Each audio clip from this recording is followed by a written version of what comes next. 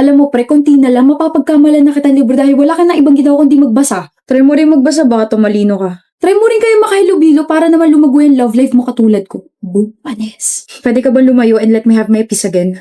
Ayoko. Gusto ko muna malaman kung sino nagugustuhan mo ngayon para matulungan kita. Kapag sinabi ko ba, lulubayan mo na ako? Oo naman. Story. Bilis nun. Ano nga ako? Tinatanong ko kasi kung sino nagugustuhan niya ngayon tapos ang sagot niya ay ikaw. Talaga? What a coincidence kasi gusto rin kita. Talaga? Talaga. Oh, wait, yun na yun? Bakit parang ang bilis? Bakit parang walang kanilig sa inyong dalawa? Hindi ito yung ini-expect kong confession. Bakit parang ako lang yung nagulat? Like, yun na yun? Sure na ba? Ano ba dapat? Dapat maging super shy kayo after that sudden confession. Dapat hindi kayo makatingin sa isa't isa, tapos dapat gumaganto kayo. Talaga ba? Ganon! Ngumiti naman kami. Yes, pero ganito. Ano yun? Ay naku, Tori tsaka Evo. Akong bahala sa inyong dalawa. Ano meron? Ewan ko. Nagbabasa ako ng libro tapos sabi ni Hansel punta raw ako dito sa pwesto niyo eh. Nagbabasa ka rin? Oh, ikaw rin? Ayan, nandito po tayo ngayon sa pagpupulong ni Hansel para naman magkaroon ng buhay yung love life ninyo. Bibigyan ko kayo ng mga papel na naglalaman ng mga pick-up lines tapos after nito, magiging masigla na ang inyong love life. Okay? Seryoso ba? Oo. Oh. Mahalin mo palagi sarili mo tapos idamay mo na rin ako. Gusto kong matulog pero mas gusto kita. Sabi ni Mama, bawal na raw ako gumala. Stay na lang daw ako palagi sa buhay mo. Ikakagalit ba ng araw kung sa kagwapuhan mo ako nasisilaw? Ano yan? Mga bato ba kayo ha? Lagyan nyo naman ng expression. Kiligin naman kayo. Kinilig ako. Ako rin. Alam nyo, sa estado nyo, malabong maging kayo. Ang boring yung dalawa! Ano? Kayo na ni Tori? Oh, narinig ko pangalan ko. Lumipat lang ako ng school tapos kayo na? What is this betrayal? Paano? Like, ang alam ko, hindi kayo mag-work. Like, huh? Sabay na tayo umuwi, Tori. Pero hindi tayo pares ng jeep, diba? Hahatid muna kita tapos sabay ako uwi sa amin. Bakit? Kasi gusto kita. Bakit mo ako gusto? Ganda mo kasing tignan. Just the looks? Taray ko nga raw tignan eh. No, I mean, ang payapa mong tignan. Your whole vibe. I like it and I wanna know you more. I wanna know who's your go-to author. I wanna know kung paano maapektuhan ng mga binabasa mo yung mood mo. I wanna know kung ano yung mga pinapakinggan mo. Ay, gusto ko rin yan. So, natapos ko na yung libro ni-recommend mo and I'm so sorry, Tori, but I don't know what to feel about it. I don't know if I hate the story or I just hate the plot twist. Like, the characters are very annoying and the plot twist was very predictable. Talaga? I loved it. I mean, it's predictable pero alam mo yun, may hint ng realidad. But I love the ending. Like, hindi siya nagsettle dun sa Milit kasi he was such a jerk towards her. But wait, sa pagkakakilala ko sa'yo, kapag ayaw mo agad sa story, dinadrop mo agad. Ano nangyari? Tinapos ko kasi nirecommend mo eh. Oh, shut up. Tapos mo na pakinggan yung album na nirecommend ko sa'yo, Tori? Oh, sasabihin ko pa lang eh. Anyway, yes, napakinggan ko na siya and most of his songs are not my cup of tea. Masyadong mabagal at saka nakakaantok. Gusto mo kasi yung mga upbeat eh. But I do understand kung bakit mo siya favorite. Why? Habang kumakanta siya, parang ikaw at siya lang yung nasa kwento. Yun yung naramdaman ko. Para sa'yo na naisip when I first listened to his songs. I really appreciate it. And that's how we became a couple. Hindi ko gets. Yun na yun. As in, yun na yun. No offense ha, pero boring ng relasyon nyo. Pero ba kayong nag-work yan? Hansel, hindi mo talaga kami magigets kasi that's not how you communicate your love to your partner. We have our own ways to show kung gaano natin kagusto yung isang tao. Sa estado namin ni Tori, we communicate using books, music, and silent dates. We're not very vocal but we do understand each other. So kung boring man para sa inyo relasyon naming dalawa, ang importante, masaya naman kami. Diba? Kumbaga, hindi namin kaya makakeep up sa energy na gusto nyo makita sa amin. Like, parang sa inyo, very public, very energetic, very outgoing. Pero kami, hindi kami ganun. Sa madaling salita, bro, you'll just have to respect our boring relationship. Okay. Sorry. Alam ko. Alam ang alin. Ha? Alam kong gwapo ko, so please huwag mo na akong titigan. Alam ko rin. Na gusto mo nang ihampas sa akin yung dala mong bag. Iba na talaga mga kabataan eh. Ang kapal na mukha magbuhat ng sariling bangko. Kala ko naman kapag nag-college na ako, pwede na ako magsuot ng kahit na ano. Uniform pa rin pala. Init no. Pero at least we don't have to think kung ano yung pwede natin suotin araw-araw, di ba? Ah, Draven nga pala. Marketing irregular student. Okay, ano pangalan mo? Alam kong hindi mo ako titigilan base dyan sa mukha mo. Gladys, ayoko maging friends tayo. Ayoko. Sige, best friends na lang. Gladys! Masakit dyan mo? Lagi ka na lang kasing nakahawak dyan. Ito. May abs kasi ako eh. Nag-aalala ka na sa akin na bored lang ako. Lalambot din yung puso mo sa akin. Gladys! What is the meaning of this? Bakit di mo kayo hintay? Tagal mo eh. Sabi mo sabay tayo pumasok. Di mo kayo mag-isa? Hindi. Ako sa'yo. Gladys, may iba ka pa bang friend? Wala. Meron! Ako. Pinilit mo kaya ako. Pero, hindi mo ba trip yung iba nating mga blockmates? Trip? And bakit hindi ka nakikihalubilo sa kanila? Dito ka na lang lagi sa likod nakapwesto like me. Trip ko sila pero hindi ko masabayan yung trip nila. Okay na. Ako? Sasabayan kita sa trip mo kahit lumangoy ka pa sa fish pond.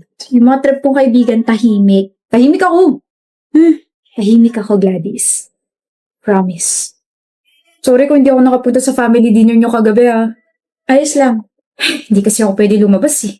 Draven. Ayos lang. Nga pala, aalis ba kayo sa araw ng mga patay? Kasi kami oo. Dadalawin namin yung grandparents namin. Saan nyo dadalawin? Baka mag-cross yung landas natin. Oh? Sa Manila Memorial Park, sa Columbarium. Doon din kami! Best friend talaga tayo. Psst, doon lang po ako Kang lalayo.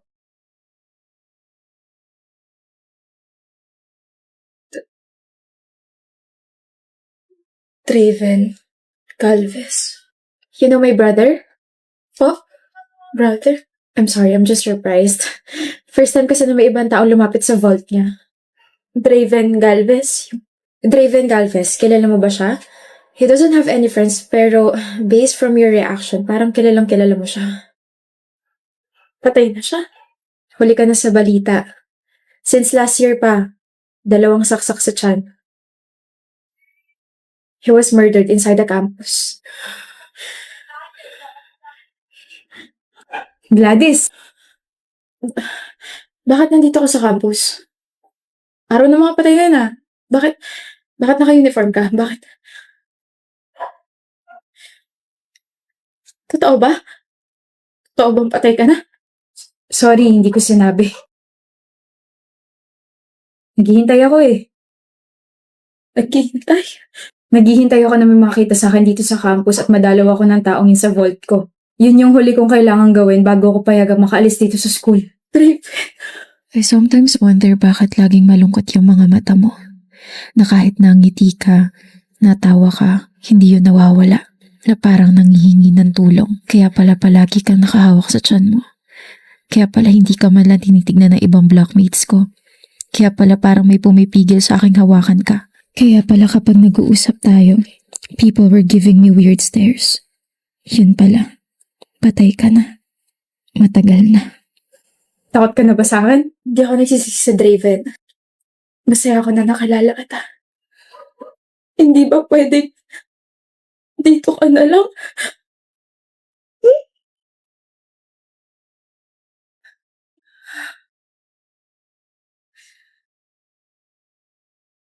Gusto kong punasan yung luha mo kaso dito ka na lang. Gladys, hindi na pwede. Thank you. And sorry kung iiwan na kita rito Kailangan ko na magpahinga na tuluyan eh. Bye Gladys. Salamat sa lahat. And that's it. That's the end of our story. I didn't even get a chance to sabihin I fell in love with him. I fell in love with Draven. Oblasyon. Grabe, you're so funny pala talaga, Pabs. I'm so hesitant pa na ipakilala yung sarili ko sa'yo, pero your humor is so benta sa akin. Now, I wanna know you more. Di. Una na ako, Pabs. See you tomorrow. Pabs, ang putik, napakabantot ng binigay niya nickname sa'yo, tapos makatawa naman. Di ka naman ganun ka-funny. Halatang plastic ng tao eh. Baka sa kakaisip mo sa kanya, mapanaginipan mo na siya. Baka di na ako magising yan, B. Bad joke. Ikaw naman, bad joker. Ikaw ang mag-joke sa kanya. Di ko naman siya kinausap eh. Ha? We're groupmates pero di ko siya masyadong kinakausap kasi she's so tamad. Tapos she approached me a while ago. Tapos she said some weird things na ang funny girl. I'm not even talking naman. That's why my face was like this. I don't know if nakita mo yon na parang, ano nakakatawa? Ang cute mo magkwento. You're laughing at me na naman. So, feeling ko lang type ka nun. Ano? Keyboard? Ay, natututo ka na talaga sa akin. Galing nga. Appear.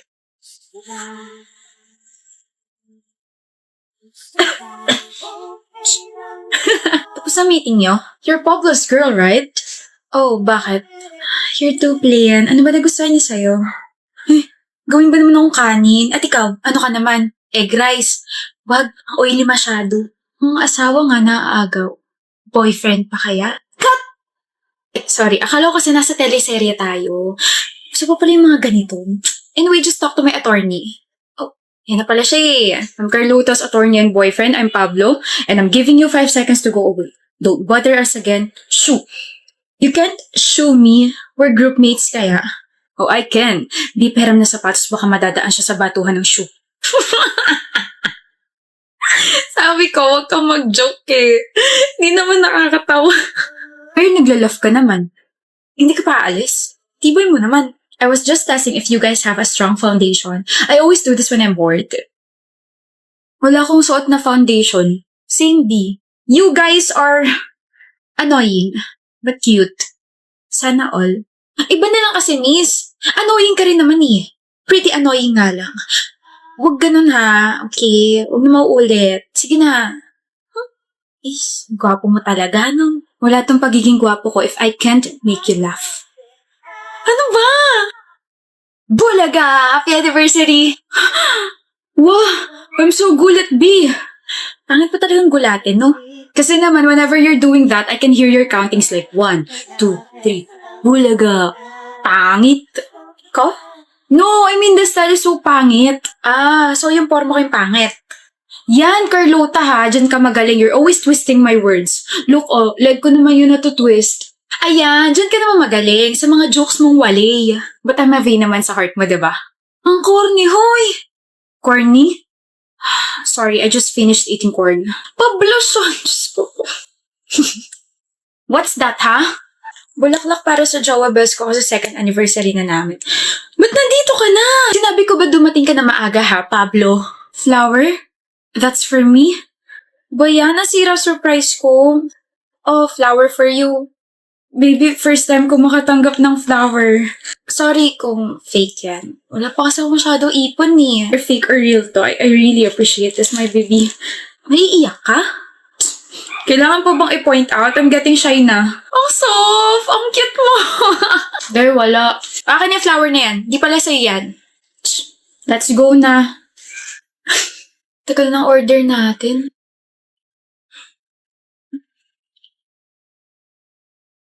Ano to? I know that's only a promise ring. Hindi pa yan engagement ring kasi, nagsisimula pa lang naman tayo magtrabaho pero I wanna spend my life with you, Carlota. I wanna know you with my jokes forever. I wanna marry you. Ang haba pa nalalakbay natin pero kung ikaw naman yung makakasama ko habang buhay. Yes na yes, Pablo. Yes? Super yes. Super yes? Then I'll give you a super hug.